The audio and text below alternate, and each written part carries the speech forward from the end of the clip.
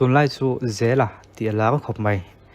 thukal lam le holam kan khado ni pon fiat lo thei lo tu kan to na hianin pudu ama thu soi in soi fiana tepo kan tiang chu chu achan len da nimaya kangaya tuna hian lo chiak la kan super cm kan lo kal khastar ve ngoi sema film luk deuh thowa kan lo ngai po in sei sual zo zo anei nual miral ko fuai koi thei le state khat cm meu thu soi ani wangin tlem highlight teang pauti yang emo mi malim beina ani lawani kan tia cm thu soi an lo hon huwa ve bu an khonsak dal chanjela asia an thun chu chu mission veng SBI branch at help in hemi de tana poisa thot in ve bu an khon bu kani an lo chu to da in wa ya so wang he account da hian sum jang e in a tang yan mang ti poi kan su te kan nau te panhe jail tang chung chang hi february 30 ga cm hi riat ti ania goati azin tumin GMWA foi tu ten mai chan nge ya an lo fil khia hemi zan vek february ni kwa sang ni da somni pali zan hian advisor to cm dr k cml somza wangei po goati ya ngei phone call mangin cm in afriat ngei le ngei lo go zot tin dr k c hi whatsapp kal tlangin voitam malak na soka kan aladon emti ka zo zuya pimon puisai oi ifs mo an agency te chu lo be mai tu kan minti soka kan action alak don lo chuan ti dan dang kalo da pui mai nge ti in kanin thla kanin piak na hi en le tu om vek cmo tong ham halak na om lo wangin february ni som phok a home minister ka thlen zui action lak alom chuang lo an chungte aizol ko chawin kan naw te khul chua an ngai thu thlen non turin ka tia home minister le kha an thlen non malak zui na om lo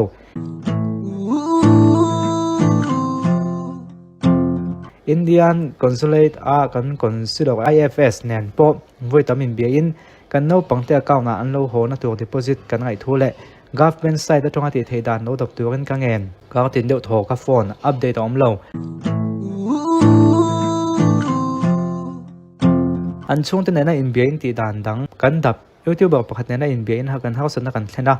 kan channel B khen ha ka satna lo nei wangin upload man talok lova an ni po ka bezui lo kong phang a ti dan kan tap nu poin kong pin tak zera wangin ke man ka ti sak mai nge kan ngei phaiam lowang ka tia kan nau te ngei po an ho na tur poisa ka pek to thu le ni thum ni li nuwa an ho thei tur thu ka khil ngal Indian consulate lam hian ati ka tonga kan nau te hian am boi pui chuan lo wangin ka khil zui lo ti chuan ni somni pong zana police lamin an deport tur thu ka khazuya kanau te nen po zanda ko lami somli panga vela in bein an ho tur thu ka khila Indian embassy tonga ho ni lovin Dubai police in airport a anwada heti mek lai hian kan YouTuber khan kanin biak na lo upload ve mek ni omani atu ka mu rolling konga an thang mek thu le update siam turan ka tingal panhina chiang siang thum sanga ka account na agency tan an ho na tur deposit anga asoi khi khoi tonga khriat nge tu account na deposit nge receipt anayem hemi te bi khi an lo ho nei embassy in antum sange sak do voina kan ju verify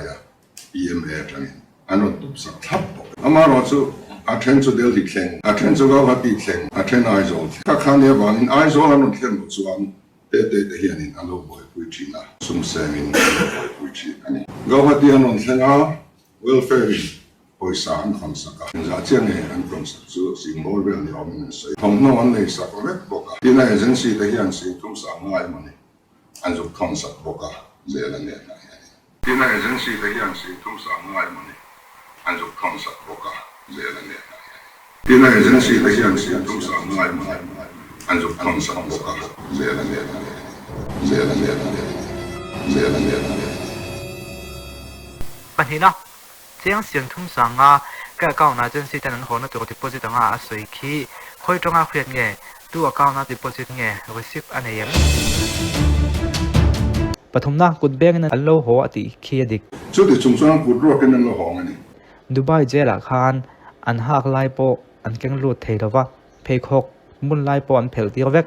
an account na poisa wada sakle pek bak thil dang engma jail chunga pek thei lo am poisa deposit atong na tu langin an nin an lo pe mai adu chuan Indian embassy mo MEA lampo rules and regulations zo thayang tin go hote mezo welfare hena po athen man homan katum sakvek tur thu ba ka gpay theina tur min ron khil turin an president ka khil tool an tilona kanuin sang ni zanga gpay palina go tia mi zo ten cheng sing kha chuang an khon sakati ki khoi tonga khian nge Gawati anon thenga welfare poisa an khamsaka za chenge an khamsak chu symbol vel ni om sei kanuin cheng siang ni zanga ji pe ba ka ming thopin sang ha zanga pe ya tin ITI nu pakhatin an cricket man kha tum khoi cheng sing chuang ma an khon sak lo an lo hona cricket hi Indian consulate leke ma inkar miscommunication a omani mai the in khriat photo lo mo kon consulo IFS nen nimin tlai to taka kanin bia mizoram soka ka tonga kon bia an omlo ka zot mizoram tong ninovin puvan lal vana IFS in abiak thule cricket chung chang kon zo thu min khil an ni lam nen hian information kanin per zero wangin an lo va deposit vet ho an email kan nau te kalo zo chiangang tu poisa zok a ho pon ni se kan nau te be kan thlen chuan enge poi tin kanin thla kan nau te kon ho khan poisa zo kin nge kan nau te kon ho khan tu poisa zo kin ngen kon ho an chiang tu ka ngai tin consulate he me zon la pakhat ni thum kal ta khan consulate a atlan chiat plan lo thumin khil zau kan zo chianga CM te veng chol mun la chol mun agen si tonga kal ngat alo la ni pangok na vebor kon poisa do cho ka soi to angin kan YouTube ba hian boina an e wangin upload lai kheta upload lai chuan a hona cricket tu kan dong to CM in statement siam ma nimin pia thleng khan cheng sing ni sang kha za som alu to cheng khat polak saklawin nimin lama kan nau te hi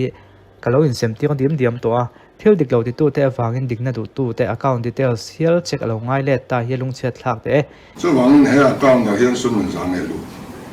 ina tang ngen mang ti poi kan sui tel bet he account hi du ni le jong se big screen poi mi zo mi puite muwa hiam pho te se pasakina no pang an chung te nen hu ti ko phal lo honga an nu ten mu te pon phale enge ni ti lom se khang kha e she chian anga ya chu wang chuan investigation an zo an lo ti to ba ka hian la ti chung som tu te po hi om me la tum danga po he agency tho hian no pang kum som pong klek an ron thon kan ron thon ho to wa agency hian kong laka changin an lo thlem lung oi chu ni awangin lemin typing mistake om thleka in lo khathiam don nya chumi chuni wang chuan go hoti mi zo foi tu te hna po kan ina thon thleng tur le driver hna po kong laka police in an lo dang ani ngot lo chuan an ding lo tur khil turin kan ti himdam takin kan in an thlenga CM in interview nei mek lai hian aizol PS le CID crime kan no pang te point statement am pe mek CM hian an zui sela bo zero se no pang kum tling lo au zo po kum tling lo suta nau zo kum som panga cho po thon du anu nen hian ang wangin muting lo nge kan ni tin CM hian agency te le he no pang nu hian kong laka he nau kong ai thak hi thlem tu min lo chang ti khriam kan in muti ko phal lo ti hi tu in nge khil khoi tonga khriat nge han soi fe sela honga an nu ten mu te pon phale enge ni ti lom se khang kha e she chian anga ya chu wang chuan investigation an zo an lo ti to ba ka hian la ti chung som tu te po hi om me la kha chen kha so ka kan ko mol mola kan ko e zo lo tu na so ka beng lo thleng ta hi lom oma he thil hi pau tin bena min balin bena ni lovin kan vai tron gol hun sual do hun thil dik lo ti tu te khem na hun ani khriat lo hi chuan lama thling lova tami zo kam private placement agency regulation exam ni da som panga khano pang kum som paren huilam chokle tir phal lo ti chiang taken in ziaka kum tam tak mi zo nu la lo hum ve khram to tu chan an ngai huna thei to palo chan ve to tu tan chuan state khat CM interview hian ril tin a ve det CM hian ma la don nge ala hum don i lo thirang he top na ni se no pangte po chol hadam tir toila katinge mai ati ni CM hian ma la don nge ala hum don i lo thirang he top na ni se no pangte po chol hadam tir toila katinge mai ati ni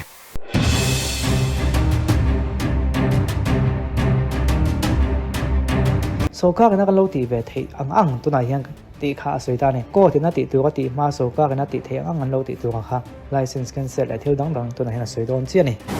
chuan an license song song kan cancel rek don an vai tin tu na kan dan lo chan khovel pum ho a thon chua theina regulation kan nei aranga amen anga chu kan amen thoi anga ya khame dan fel tok lo mizoram po na ni to phachong khovel pum pu ya thon chuak thei anga in ziak khame la koi thei dan hat la koi thei ti me tiang detail de nen ziak lo wa khami kha siam that wa tangai ni kan siam thawa tang ti na lukani ha po kha tin zo fa de zo ram po na lo chuak ve ho zo diaspora kan an ti hi Ain ko tubig ni anain kan fia. Hausa po ang kaso ito at ito ang dyan aset kan din doon eh. Ami pinasel kan din doon nga susun notification hikso amay kay kan ito MCC ang hitan na so ang mga kami sel kan doon mo so ning kan kan ko perfecto na.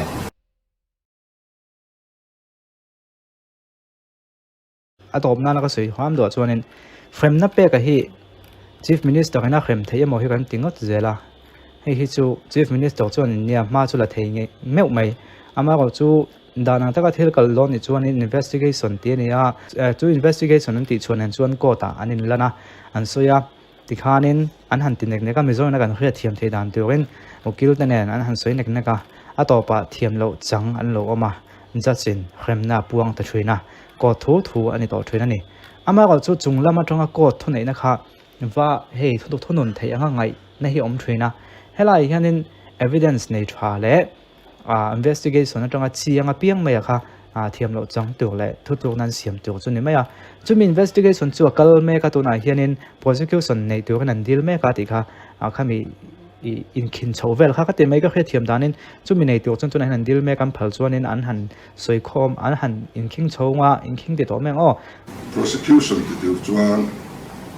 prosecutors in the wrong of immigration atangin prosecution sanction la kanaya chu kumin January ni somni panga khan dil nan thelu ta ani ni somni panga January an thelu ta March ni som pariata khan reminder and thong le a this one tun ni som panga ni som panga khan and remind leni ma se chana la no mi te hian prosecution sanction an te chuan court in alai ka do chu kanin ro phang nan to lo po tu khang ni maya chuanin ko tin thutuk na siam mai tiwa kalonga ya chulai te chu kan chief minister han khem ro se ti kan ang trap thina chulai te chu ka soi fi ham do ni chan chumi puite ngai tu na la koi thei ni wangin kan chief minister han tu ma zel hani hi tang ro se a tin dai ka ken ti ngot thei ro ma ro chu ma de chu la thei nge yang a zel tang ti thei tu la tan hun chung bi khlia siama engkim khem na pet tu chu kot ani angai ni ilai te kha chu kan khia ta ngai nge khia ba kha chu ka soi vak lo meng o